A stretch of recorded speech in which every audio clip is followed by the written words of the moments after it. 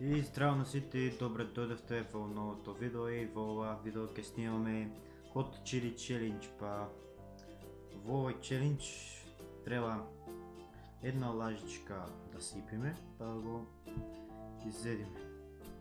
Овој чили е многу лут, како што гледате, еве чили.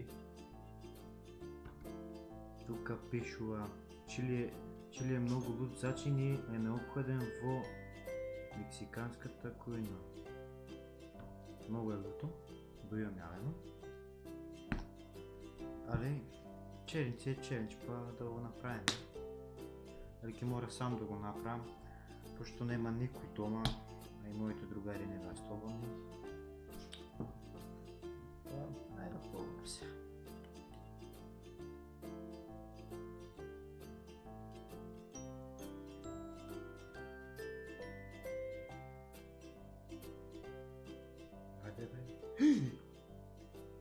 Фейл, малце, али нема везе. Погледнете колку го наполив сам. Али мора. Уф, ајде.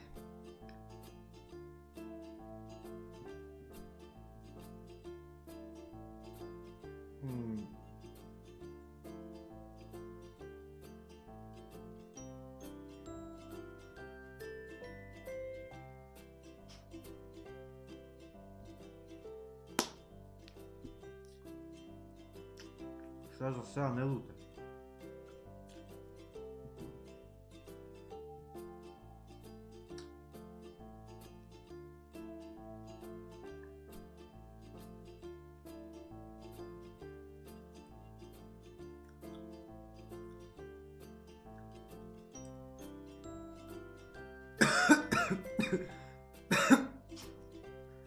Ау! Чурам! Ау! Леле, многу лут, еј. Многу лут, еј. Не го правите во дома.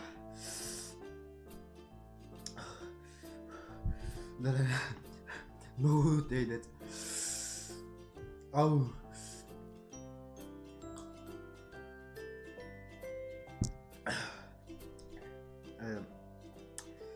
Ова не можам ни да зборам, очу многу луте. Почев дури да се потаму. Леле, многу лути, еј.